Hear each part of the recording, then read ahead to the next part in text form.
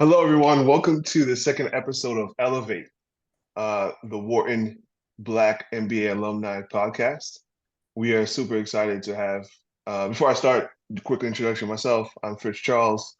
I am part of the Wharton Black MBA Alumni Association Board. I am a class of uh, 2011. Every year that sounds further and further along, maybe because it is.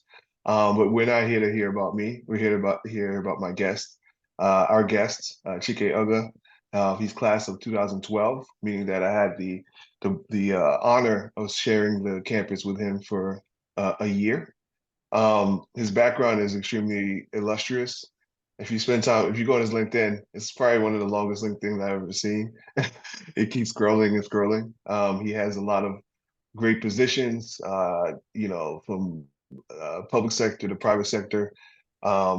He's on boards of nonprofits. He's led nonprofits, and he holds multiple positions concurrently. And most recently, he was part of the Biden administration, helping with workforce development, innovation, and things of that sort. He's since returned to the private sector, but he's making sure that the private sector and public sector play very well together, which is what we need in the country and in the world. Um, I'm not going to do that was my little synopsis, but I'd love to pass it to you. Who's Chike? What's your story? Obviously, giving the stage to you, love to hear more about how you got to where you are right now. Fritz, first of all, thank you so much for having me into the whole Black MBA alumni community at Wharton. And let me just say, I owe Wharton a lot. I particularly owe Fritz Charles a lot, not just because of the friends that we were when we were on campus, but when I was a prospective and literally didn't know what Wharton was or what business school was, because I never worked in the private sector. I stayed with Fritz and his roommates Moyo and Vlad in the spring of 2010 and that was my first welcome to Wharton, and that was my first experience of Wharton, and it's partially why I came, and it's why now, more than 10 years on, it's still a huge part of my life today. Fritz knew my wife before I did. And so I owe particularly him a lot. I'm just very thankful to him and the entire community that he represents for having me. So I just wanted to say that before we started. Um, Thank you. again, similarly, people can go on LinkedIn and read the whole bio, but I think a couple of things to know about me and partially why I think I've walked the path that I've walked. Very much of it is biographical, and for anyone who knows me, my family's a very classic immigrant story to the country. Um, my family is from a far and out of the way village in Nigeria that most Nigerians themselves will never go to and never visit. I always say when my wife, who's also of Nigerian descent, told her mother where my family was from, her mother said, "Oh yeah, I've heard of that place. No one goes there." And none of my grandparents went past middle school. My parents were born on streets that were unpaved then. They're unpaved now. They had Peace Corps volunteers in their classrooms, and they both got proverbial golden tickets to come study here in the United States of America at public universities. My dad went to UT in Texas. My mom went to Rutgers in New Jersey, and I'm the first person in my entire family born in America. And that's a story that generally I've always been very proud of. It's very much a triumph. But if we're honest, by the data and also by what we see with our eyes, that story doesn't happen a lot in America. Particularly doesn't Right. happen to people who look like the community that Fritz, you work for and represent. And so what I've tried to do, I think, in my life is I think I've recognized nothing if not I'm not here because I'm smarter or more deserving. I got here by, a coin flip.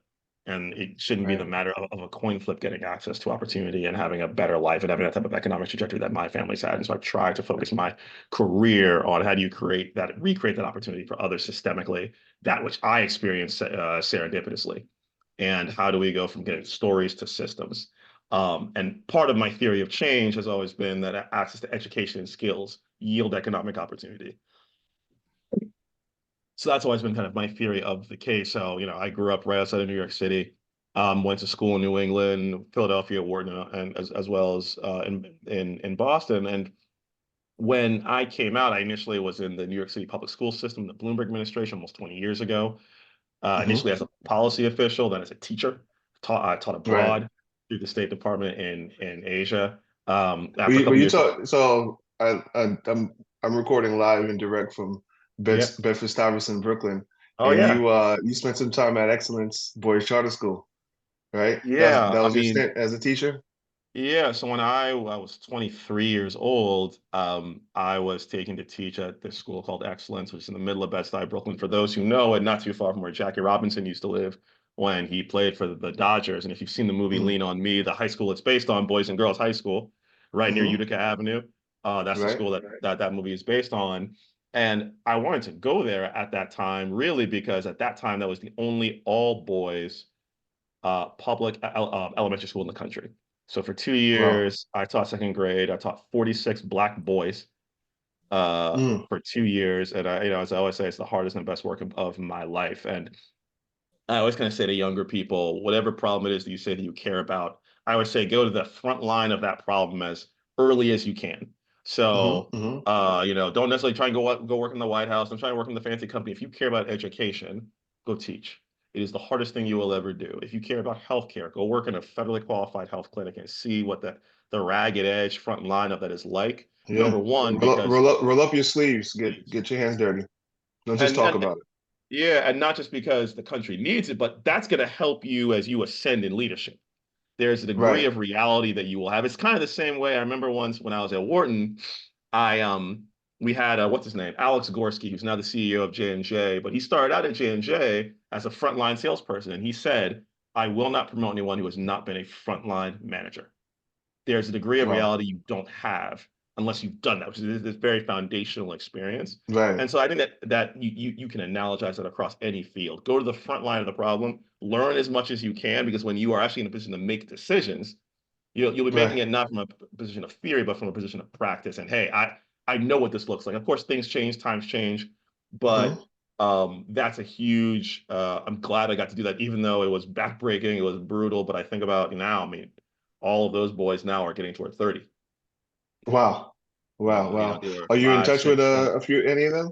A few of them, and a bunch went to college. A bunch Right. life went differently. But what I keep with me is that memory. And so every now and again, when I would be in DC and I spent time at the Department of Education or the Department of Labor, and people would say things, I'd be like, that doesn't sound right based on what I've seen in front of my eyes.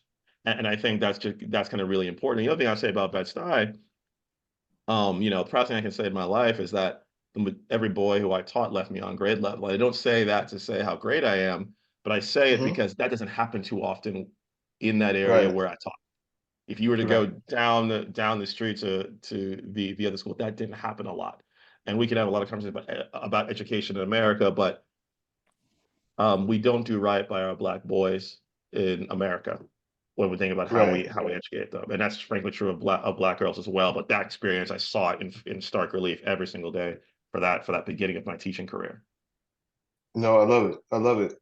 So you kind of that was my next question. You answered for me. I wanted to kind of understand from that experience, what did you take from that? So thank you for answering that.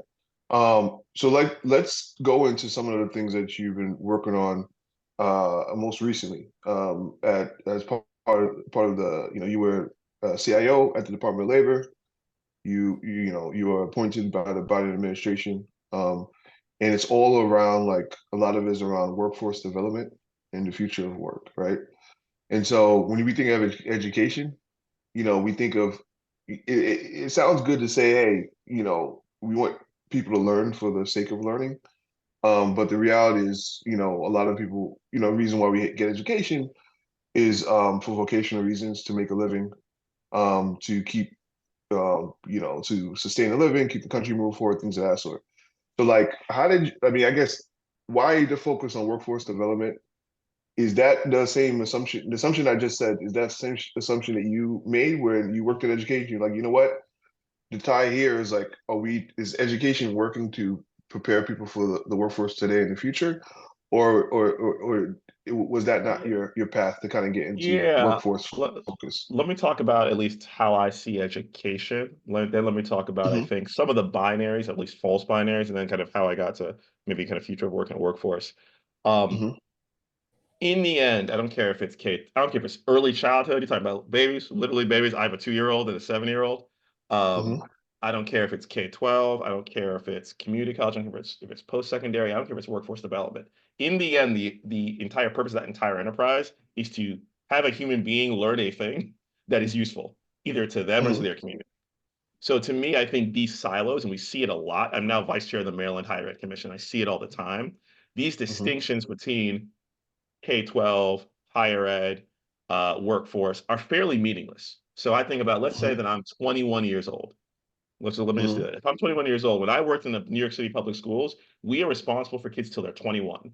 If a kid, let's say, left and came back when they were 21, they can show up at, Washington Irving High School and say, Mhm. "Hey, I want to get my diploma," and we were responsible. Similarly, they could have gone to Kingsborough Community College down near, I guess, like Coney Island, if I remember it correctly, and say, "I want to go get Mhm. an associate's," or they can go to Baruch, where you went, and said, now, all of those are different systems, but to that student, it doesn't matter. I'm just trying to get a Right. skill. Right.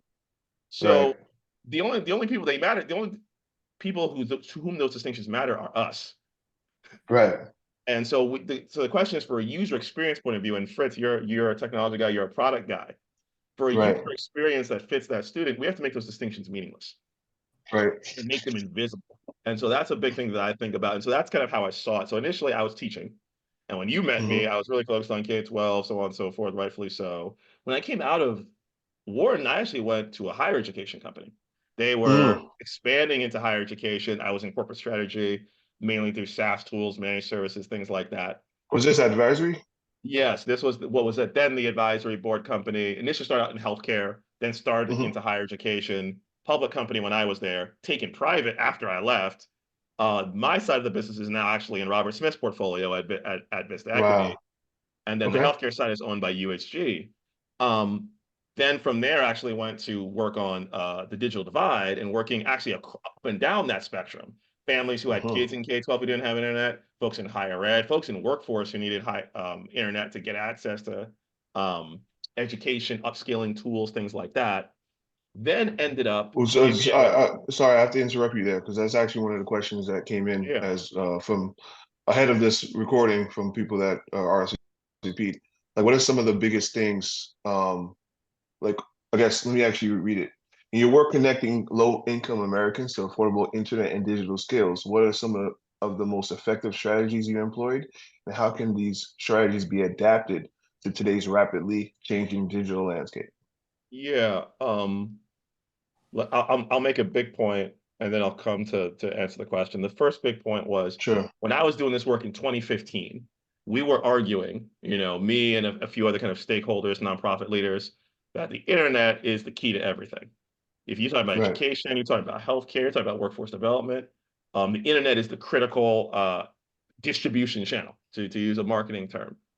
Mhm, mhm, Um, mhm. during the years I led that organization, we were outsourcing. We connected 500,000 people in 48 states across the country. These are people who didn't have Wow. it. Incredible. But small portion of the millions of Americans who didn't have the internet. And we would say this all the time: the internet is the channel for everything. If you care about education, you care about healthcare, you care about workforce, you gotta care about the internet. And for 3 years, at times, it felt like you were shouting And, into the and wind. what years are This, these? this Just is to understand. 2015 to 2018. Wow, this is relatively recent. It's Wow, this relatively is yeah. recently. And then the pandemic happened. Mm, And that point was made, you know, programs that we advocated for back in 2015. Once that happens, you have the affordable connectivity program that came at the beginning of the Biden administration. Millions of people getting the internet who didn't have it, as a mhm, matter of course. And now my hope is that that program stays, because millions of people now have seen, and we've all seen and lived, how important the internet is. If you had kids who are doing school from home, if you were trying to do mhm, telehealth visits, mhm, if you were doing your own work from home, we've seen how incredibly important that internet is. So the thing that we learned, particularly for folks who are poor, very basic thing, and I go back to kind of human-centered design. right. Um, Amazon, for example, makes it really, really easy for me to buy things that I don't need. The user experience is flawless. It's Right. easy. But for Right. things that poor people really need, we make it really hard. And we say, come to me, come to this office, fill out this form, so on and so forth, Right. which doesn't actually make sense. And so what we try to do is, no, let's flip that. Let's go to where people are and Right. use those experiences to do that. So we focus a lot on signing up families for internet through school. Kids are in Hmm. school, they got to be in school. Let's use the school as a distribution mechanism. We used to work on a pilot in California working with PG&E, the local power utility. Everybody's got to pay for power. Right. Right. Hey, can I put in literally what in some in people's bill? Hey, by the way, do you want to sign up for internet? Here, go here. Figuring out where people were. We worked a lot with community-based organizations. I can think about particularly for immigrant communities, working with nonprofits. We're working with them directly, already providing services from ESL to workforce placement. Hey, can this be another service? That was always our Right. key thing. Where are the people we want to serve?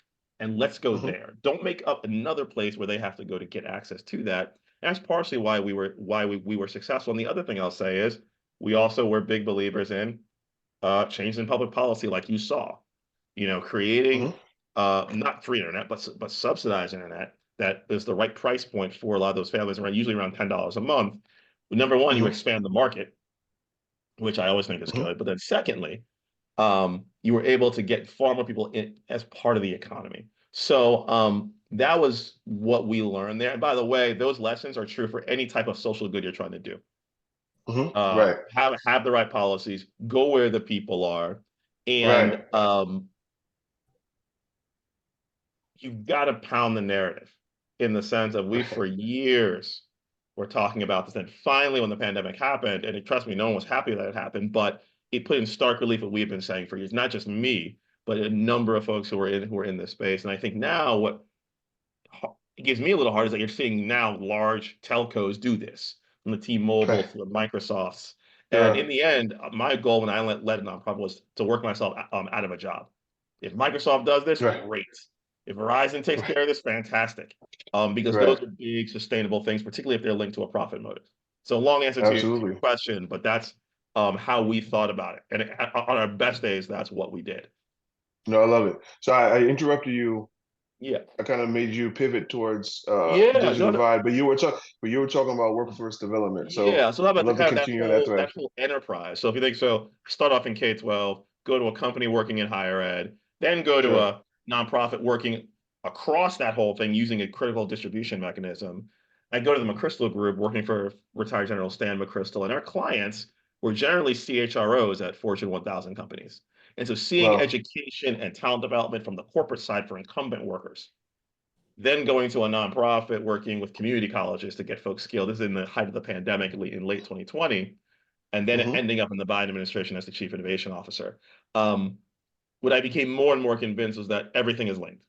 Everything is linked. Of course. I'm paying a lot of time, in whether it be Maryland or places around the country. And one of the key things people are saying is, I don't care what the industry is I don't have enough people to fill these jobs, Hmm. semiconductors, infrastructure, and all this. And so we got to get creative. And so I'm now having a bunch of conversations with, for example, what we call CTE providers, career and technical education. And Okay. in fact, I actually just addressed all their directors here in Maryland about 6 months ago. But that is a critical pipeline. The Of question course. is, if we're trying to do construction, you have what we used to call vocational education, so on and so forth. That's critical. Or you're thinking What's an about example of these? Are these like DeVry or like some of the other these ones or are no?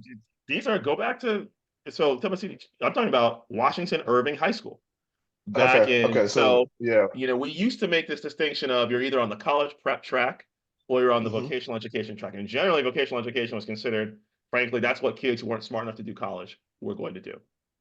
Right. We have an opportunity to reimagine that whole thing and now say we have these high powered careers that some require college degrees, some don't. For those that don't, vocational education should be a preparation and a pathway to that. And we have Right. models around the country, not around the world. They go Right. to Switzerland, go to Germany, go to Austria. Right. This is part of their culture. But one of the things that I think about a lot is here in Maryland, cybersecurity is a huge industry here because we have the NSA based right up the Right. road from me, and booming. Some careers there require college, a lot don't. So now what you're seeing Right. is kids in what you call dual enrollment. I'm in high school, I go a couple of days a week to a community college. I can get a cybersecurity certification in a number of disciplines and graduate and go to work if that's what I so choose, and then come back to Right. school if I want to later. I think Right. that's what we're talking about, but that's just one node that we haven't looked at long enough and hard enough within workforce development. Sure. as a pathway. Similarly, community Hmm. colleges, we've always underinvested and under focused on community colleges. Similarly, you're having all these Right. four-year schools come up with what you call kind of these enabled online um, wings. So if you think about like Purdue Global in Yeah. Indiana, the University of Maryland Global Campus here in Maryland, they're Right. giving hundreds of thousands of credentials around the country and around the world. But they're Right. Right. now I in mean, critical. even your top schools are doing. I mean, Harvard Exactly. Online and all that Harvard's stuff is got heavy. HBA. You know, I don't want to say the name of that institution, but they got their own Yeah. online. I won't name, but y'all know where they are. They're my friends. They're my friends. But everyone is doing this. So you have to think about the entire enterprise, and that's I think the few big learnings that I've gotten. You have to look at the Right. entire ecosystem and the entire enterprise to Right. do that. But for me, when I got to government, again, I was chief innovation officer. I answered to at that time the deputy secretary Julie Sue, who's now the acting secretary, who was number two at the department, and it was helpful to see the system whole. Right. And as we think about filling roles, you've got to see the system whole. If you're only thinking about K-12, you're only thinking about community college, only thinking about four-year, only thinking about workforce development providers, you're only thinking about corporate training, you're missing a big piece. And I think that was helpful. And it was helpful because I spent time in each of them. And then a lay Right. on top of that, spent time in a technology company. So I had a technology play in terms of distribution. I spent time Of as a course. nonprofit direct service provider. Okay, how does it work on the ground? Also being able to see across sectors. I had been an operating partner at a venture capital firm investing in education and workforce. I Right. had Right. spent time at the local and the state level. I'd worked for Governor Patrick when I was in graduate school in Massachusetts when he was governor, Right. on education. So having that kind of multi-sector, entire enterprise-wide view was really helpful. And so when we were thinking about creative ways to, for example, when I was in government, there was a big concern at the tail end of 2021. You might remember this. You had all these ships off the port of LA that couldn't get the goods off, and everyone was afraid that Right. gifts wouldn't come in time for Christmas. So we're sitting Right. here thinking about, I will tell you some interesting ideas of how to solve that. We were sitting here thinking, like, shoot, can we just get everyone who has a roughly CDL or CDL-like certification who's in the armed service, who's about to cycle out, cycle them out early, literally give them a CDL right now and send them to California to get stuff off the boats. Hmm. Similarly, we also looked at the piece of data, and this came from my old boss, Julie Sue, which was you had hundreds of thousands of people in America who have CDL licenses who chose not to drive because Mm. trucking is a tough job. And a lot of them Right. said, I'm going to do something else. Right. There was another thing was like, shoot, we should just maybe double the pay for truckers right now. And maybe Right. don't make Right. them drive 6 days a week, make them drive three, and see if we can get some folks off the sidelines and in. But we didn't do all these things we thought about, but you're not going to think about the entire suite of tools unless you take that really, really big view. No, I love it. I love it. No, it makes sense. You have to be very holistic. I mean, I guess the challenge is the management of all these things are pretty decentralized. That's why Sure. kind of people think when I worked at Meta, obviously Meta is a huge company, about 120,000. But I don't know. It seems like every week now there's more layoffs. So I don't know what the number is now. Maybe 80,000. But They're still we had big. this They're saying, still big. yeah, we used to have something where we talked about product. We used to say, don't ship the org, meaning that like we had we had different teams that were working front end, back end, legal, design, Instagram versus Facebook. We're like the end user does not care. We need to Yep. just don't ship the organization, ship the holistic solution, right? And I think that's what you're pointing to. I could It's a definitely, really great way to say it. It's a great, the yeah, customer does not care. And if you make them care, you have degraded the user experience. hmm And in the private absolutely, sector, and in the private sector, the customer will just move on to something that is better. right, In the public right, sector, where I just came from, the people who will do something else will, but a lot of the people who don't have any choice, they can't go anywhere else, and so they just suffer through a bad experience. Whether that's something as absolutely. small as the DMV or something as big as their kids' education, or their Wow. health care, or their job, and so it has to be good. We actually like in the private sector, that's like a nice, good best practice. In the public sector, I would argue it's a necessity. Mm, makes sense. Makes sense. On that note, so love to talk just about your time in the public sector. Sure. Obviously, so like, what are some of the biggest? Because a lot of people in our audience the most, everybody kind of goes into consulting and Wall Street and tech. And, now that we're a few years out, some of our friends are in VC and had funds and whatever, they're entrepreneurs. Not that a very small percentage have spent time in the private, in the public, in the public sector. So like, what are some of the biggest misconceptions that you think that, um, I guess, private sector people have about the public sector and vice versa? Like, what are some of the, It's from a your great time in, yeah, question. It's a great question. Let me not say misconceptions, but things to know that maybe you wouldn't know. Let me say it like that. Um, sure. for the public sector, this is a really, I think, important thing to understand. The public sector can seem big and slow, and it has the same problems that every large organization has, but it also Hmm. has a slightly different problem than the private sector. In the private sector, success is pretty easy. Really, stock price, net income. You want like in the end, that's generally how we're going to judge a business. Throw some other Wall Street metrics if you want to, earnings per share, whatever. In the public sector, success is much harder. It is much Hmm. harder to define, and you have competing customers who have different definitions of success that are sometimes at odds with each other. Right. So that's one thing. And then secondly, the level of responsibility is different. And here's the way I say it: when a hurricane happens, no one calls Walmart and asks Walmart, "What are you going to do about it?" That's not Walmart's job. Right.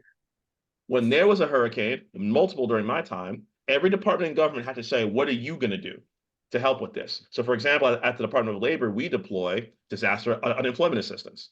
So, if Right. someone loses their house and their place of work because it literally blew away, we Hmm. give them assistance so they can get back up on their feet. And we had to think through, for example, in the case of Puerto Rico, the office where they would have gone to apply for that, number one, they couldn't go to because of COVID. Two, the office literally Hmm. blew away. So we had to think through literally how do we get this to go. So we literally were, and by the way, the internet's done, so we can't say go on your phone. So we literally were driving it. We had mobile vans driving around Puerto Rico, trying to go to where people were, where they were recovering, so they could apply for this unemployment assistance. Right. No one Right. else has to. For a company, that's CSR. For the government, that's our job. Right. So You know as you, what? yeah, Like, I my anecdote there is interesting. I told, and I think that is so important to remember because I think there's a lack of empathy for some of our public leaders and people that kind of dedicated their time to that work. And like from a personal standpoint, I started my career on Wall Street, working tech. Now working the blockchain space, and so like there's like this kind of like quasi libertarian streak across sure, all of these trends a little bit. And when I remember with COVID, I remember that some of these people that I would follow on CNBC or on Twitter, like they were screaming, like, what's the government gonna do? And like, even when they even wanted the government to kind of basically save the economy, save people, get the vaccine, whatever it is. And so that was, the metaphor I have is like, people talk about folks that may be atheists. It's like, all right, well, there's no atheists in the foxhole. Like, there's no libertarians when hurricanes are or happening, look, everyone like hates a all that good lawyer. stuff, right? Everyone hates lawyers until they need one. Um, Right. it's kind of like at times it's also like that with the government. And look, in some ways, you almost want people not to have to think about the government until we Sure. ideally, if people don't think about the government in some ways, that's like a good thing. It means we're kind of doing our job. Hmm. But I think that's right. The other thing that I'll say is, and now let's go to the private sector. So Right. now, when I worked at the Department of Labor, again, we are likely the biggest regulator of private business. We regulate 7 million businesses across the country. Wow. We regulate Yeah. workplace safety, wage laws, things like Davis Bacon, prevailing wage. We regulated every private benefit given by a company, healthcare, pensions, all that. About Sure. $11 trillion of wealth. There is, how will I say this? It can be believed that businesses are only about profit. Of course, that is the goal of business is to make money and stay open. But on our worst days, we could potentially see business not as a potential partner, but only as um, a negative actor. So, for example, I'll say on regulation, it was really hard. In the end, look, there's a law, we got to regulate it. You may not like it, but that is what it is. But where I used to spend a lot of time, which is on workforce development, I found a lot of synergy, a lot of Sure. synergy. And I Hmm. think if you only see business as a negative actor, you might miss a synergy. You might miss, Right. again, I Right. use this work. we have to build, the Chips and Science Act, which is funding billions of dollars of semiconductor fab development across this country. Hmm. We, the government, really wanted that to happen. One, because it was jobs, but secondly, there are geopolitical concerns Of course, about semiconductors. Businesses, I don't care what business, shoot, they need these things built so that they can make that money and so they can go to the street of course. for a good earnings call. And so there was a synergy there. We don't always see the same way. There were fights to be had, but that is a place of partnership. And so I think in the ideal, in the public sector, see the private sector as a partner when able. There are Of times you have to be course. on the opposite side. That is what it is. But there are also times when you will be on the same side and don't miss those opportunities. And for the private side, one, realize the level of responsibility, which is it's just different than yours. They can't operate like a business. You actually don't want the government to operate like a business Hmm. Hmm. because there are some when some certain bad things happen, there it would make sense for a business to cut ties. The government can't do that. These are all Americans that I'm responsible for. Right. And also realize, just to put it in perspective, roughly what 4 million people work in the federal government? Probably about 4 million people. Um, Right. no company is close. Walmart is what 1.1 worldwide. Right. And just to put it in perspective, when I was there from May of 2020 to May of 2021, the US government through the Department of Labor gave out $850 billion in unemployment insurance benefits to one-third of the American Unreal. workers. 1/3. That's wow. That's There's no crazy. business that That has that has scale. that scale. I mean, and Amazon, but they're delivering things that like are nice. They delivered Right. me Right. like Right. my back scratcher. They delivered me some games for my kids. Not the thing that's going to keep me in my house. Yep. Not the thing that's going to Yep. allow me to buy groceries, feed my kids. And Right. so that's, I think, a big importance. And ideally, what you begin to see is, all right, shoot, the scale of the public sector and its legitimacy, combined with, at its best, the innovation of the private sector, can do some powerful things. And Absolutely. so, and I would say to people who are watching this or who will watch it, there's a dearth of people who can speak across those sectors. And then throw in Right. there the nonprofit space. Hmm. Hmm. Someone who can actually be in each of those rooms and, hey, look, here's, be with the government folks. Hey, look, here's what the business folks are thinking here. Here's what they need. Same thing on the Yeah. opposite side. Here's how they're thinking about this Be a nonprofit side. be the translator. Be the mediator. Yeah. Be And the person that could speak both languages. and the best CEOs that I've seen are getting better and better at that. Yeah, I Because love that. CEOs That are makes not just sense. CEOs anymore, they are statespeople. Yeah. They have Yeah. to be if And they you want see if they want to be and you successful. and you see a lot of like former business people going into politics. You see a lot of people from politics going into business. Yeah. Yeah. Well, yeah.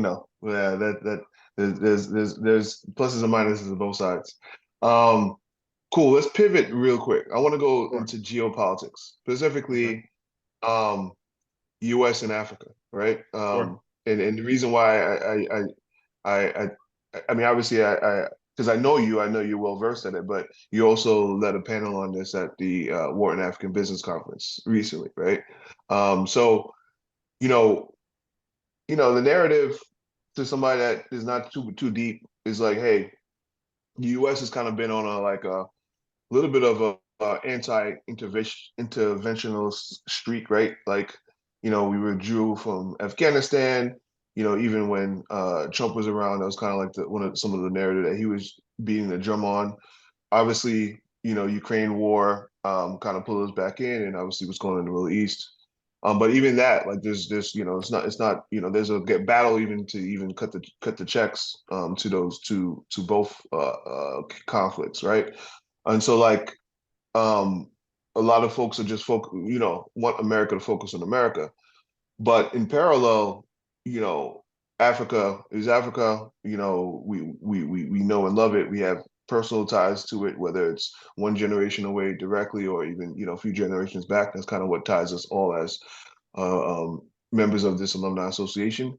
And like it seems like China's been making inroads in, Francophone Africa is kind of like on fire right now. So I don't know, I guess on your to the layperson, it doesn't seem that Africa is really important for the US. And they're not active. So I don't know. I guess what I'd like to pass it to you. We kind of can take it wherever Yeah. you want to take it. Your Yeah. U.S. and Africa relations. What do you think where we are? where you agree, maybe you disagree with what I said, maybe you would frame it completely different, but I'll pass it to you on that. Let me talk about U.S. posture. And I was not a national security guy. I'm lucky to know a lot and know enough to be dangerous. That's kind of how I say it.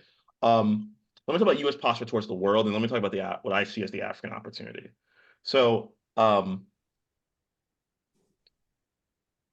first thing I'll say is I think in any country, not just the U.S., um, as human beings, our instinct is to focus on what's in front of us. Whoa, whoa, whoa, forget what's happening outside my house. What's happening in my house? And I think that Sure, is most people. It is actually in of some course. ways going against human nature to make people focus outside. We should, but to be honest, people will do what is easy, and it's just easier to focus on what's in front of us. So someone can argue that isolationism is like the natural human condition. Sure. Um, I think what happens is we get out of that condition. We realize, oh shoot, what actually happens outside my house affects us. Right. Uh, so that's just what I want to say to the human nature. I think secondly, and I think, look, I work in the Biden administration. I make no bones about, my preferences here. But I think there is a belief from him, and I think from those of us who work in the administration, that it's hard to be strong abroad without being strong at home. It is Mm-hmm. hard when you're not when your economy is not firing on full cylinders, when not every citizen of your country can take part in that economy, to be able to be Sure. best and brightest you can overall. If you think about the apex of American involvement abroad from the end of World War II to, one can argue now, it's the biggest and largest and fastest growing economy, arguably among the developed economies in world history, in the history of our species. Mm-hmm. That economic growth and that increasing quality of life over generations is, I think, what gave Americans the bandwidth to be um, to focus. Right. So that's important. So for those of us who think that it's important for us to be engaged in the world, you cannot disregard what's happening at home from an equity point of view or from just a competitiveness point of view. I think the Right. third thing, the African opportunity, and that's how I see it, and I say it partially as someone from whom that's where my parents come from. Let me name a couple of opportunities, and I think China, bluntly, I think has been more active than we have. If you look at the last 20 years, I think that's becoming harder for them, partially with some economic troubles that we're seeing there at home, and also I think more and more African countries want to control their own destiny and do not necessarily want to be part of necessarily an American orbit or a Chinese orbit.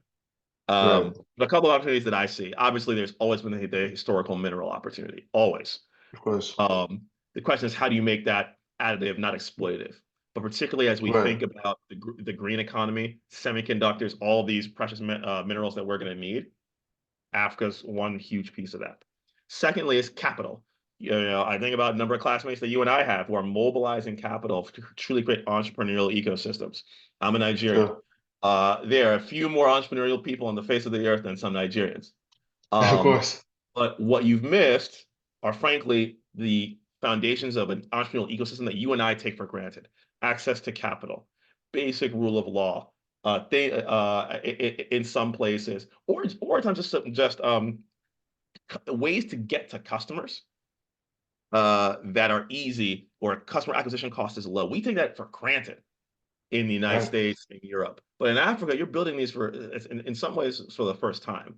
And so getting capital as a representation of the entire ecosystem moving on the African continent, I think is really critical. And then the last piece, which is what makes me most bullish, talent. And when I say talent, I mean people. This stat Right. always blows me away. 1 in 8 births on the planet Earth in 2050 will be a Nigerian, not even an African, a 1 in 8. Nigerian. Wow. Uh, Wow. Wow. Now the Amazing. Nigerians will say, well, of course we're first. That's what the Nigerians will say. But it's an What is it? opportunity. Was it Niger? No, no, no. No, they carry last. But um, it's an opportunity if they have access to a bunch of the things that we talked about. If they have access Right. to secondary and post-secondary and workforce education and the economic opportunities that come along.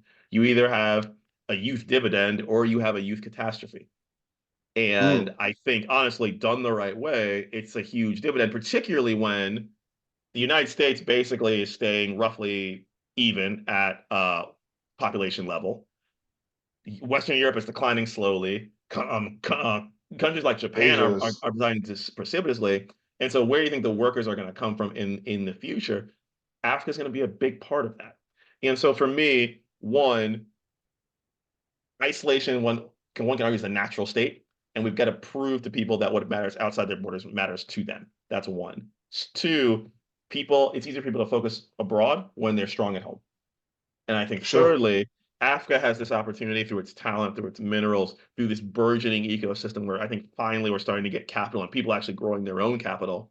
And I'll also say we're beginning to have these entrepreneurial stories from the continent of people who are now building their own infrastructure. I think about, just the sale of global infrastructure partners to Hmm. BlackRock, again operating globally, but Right. amazing entrepreneur and leader who has led that company. I think about Dangote, obviously was built this amazing empire started on cement, which Right. has now created a great entrepreneurial ecosystem. I think a lot of the work, and you know this space better than I do, the mobile space and the telecommunication space, which is some way 100%. leapfrog a bunch of the legacy infrastructure of Europe and the United States, I think is going to make a huge difference. So I'm bullish.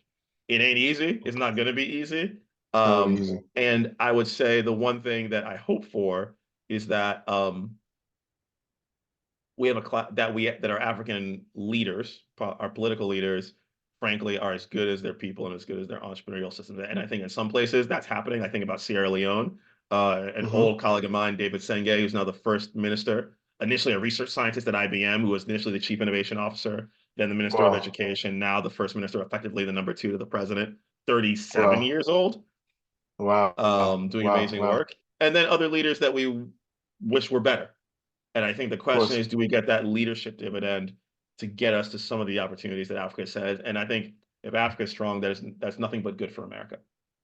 Absolutely. Absolutely. I love it. All right. Well, listen, this is probably an episode that could go on for another 2 hours. But like you said, Friday evening, I'm sure a lot of people want to start their weekends. May have to have Chike back on. But before we shut it down, we have some participants. Love to kind of pass it to you all. Feel free to, leave a question or comment in the Zoom chat, or yeah, I could also let you join. Um, Feel free to unmute, turn your camera on, Irina. Actually, I think there you go. Hi, Chike. Hi. This is Irina. My question is about AI impact on the workforce, right? Sure. And I worked in workforce development, and there's clearly a lot of anxiety about AI eliminating jobs. I think it's dual, right? AI is going to eliminate some jobs, but there's also going to be a lot of job creation. There's a huge skills gap between the kinds of jobs that are going to be created versus the kinds of jobs that are going to be eliminated. So my main question is like, how does this problem get solved, right? Who takes the forefront of solving this problem? Maybe it's probably like public-private partnership. But even at the public level, like, is it federal? Is it like at the state level? Like, how do you solve this, like resolving this skills gap to make sure that there's enough of a workforce for the future? Um, to answer the last question first, the answer is all of us. It's every level of government, every business, every nonprofit, every school, um, it's too big a revolution that any sector can handle it by itself. So that's one. And so no one can shirk responsibility. No one can point to someone else and say, "Oh, no, no, no, you solve it." No. So that's one. I think secondly, you mentioned kind of two binaries, not binaries, but there are jobs going to be created. There are jobs that will be destroyed. Um, I will say some people believe that either they have a techno-optimistic view, oh, it's going to be great for everyone, or they believe that it's going to be doom and gloom. I would argue the answer depends on us. I actually believe that it is very much within human agency to create either outcome. And so going to how you framed it, the jobs that be created, the jobs that be destroyed. There's also actually, I'd argue, a much nearer term issue, which is the jobs that are changed. Hmm. And that actually is the biggest near term issue. I'll use an example. Um, if you were going to hire someone, you would not hire someone who could not use Google search. you would say you're not prepared for the workforce. All these generative AI tools are going to be like that, I believe, in the next 12 to 18 months. Yeah. You have tools that literally are 3xing people's productivity. Yep. You know, the consultant that I used to be, I'm gonna tell you right now, the next 12 months, if it's not happening already, those slides I used to create, I'm sure Dali and a number of these other tools are creating those in real time. Like, why would you do that yourself? And there are a number of other types of things, even again, no code programming that basically is just from creating that prompt. What jobs are going to be changed by those? And the answer is almost all of them. That is the nearest term issue. That is a yesterday issue, in fact. So the question is, how are we getting people those skills? And my fear is that the people who have always done well will get those skills and prosper. The people who have historically been left behind, who, by the way, are the largest growing part of the workforce, are not going to get those skills. And that is actually the thing that I most worry about right now. And that's why I say it's everybody, because we have to do it now in terms of getting folks lit. Again, just using prompt engineering as one small tool, teaching people to write the right prompt for any of these tools is critical. Yeah. And so that's, I think, the near term issue. And then in terms of what's going to happen in the future with jobs being created or destroyed, we have to think at a scale appropriate to the size of the challenge. I think that's why I say it's all of us.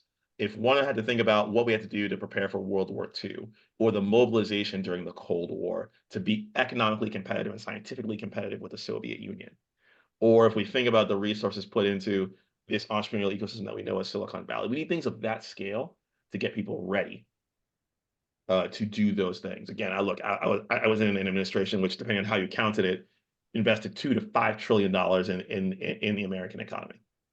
That's the types of investments that we're talking about at that scale. So the answer is we're all responsible. The jobs are going to be changed that, to me, are the biggest issue right now, and training people for those is critical. And then thirdly, going back to the first point, it's all of us to make sure that we don't have that we end up at the better outcome of this versus the bad outcome of this. Yeah. Awesome. Thank you. Thank you. Love it. Thank you, Arena. Anybody else? Yeah, I think people are yeah, they need to process all the knowledge that you just bestowed upon That's them. very kind. That's very kind. It's also Friday. It's It's over. also Friday. I remember that Yeah, person who would be in class asking questions before pub, and you're like, "Come on, man, it's come Thursday on, night." man. Exactly. Well, listen, Chike, I can't thank you enough. Thank you. This is awesome. It should have been longer. We may have to do a round two. No But worries. I appreciate Morgan says she appreciates it. Ray, and thank you. Thank everybody for joining. Everybody that's Thank thanking you. Chike and myself. Thank you for joining. But yeah, we're this wraps up episode 2 of the Elevate podcast. We learned quite a bit about workforce development, education, public-private partnerships, U.S.-Africa relations. The breadth of this, the breadth and the depth of the topics discussed during this podcast have been immense. So thank you, Chike. Appreciate your time. And I wish you and your family a great weekend. Thank you so much, and same to you all. All right. Bye.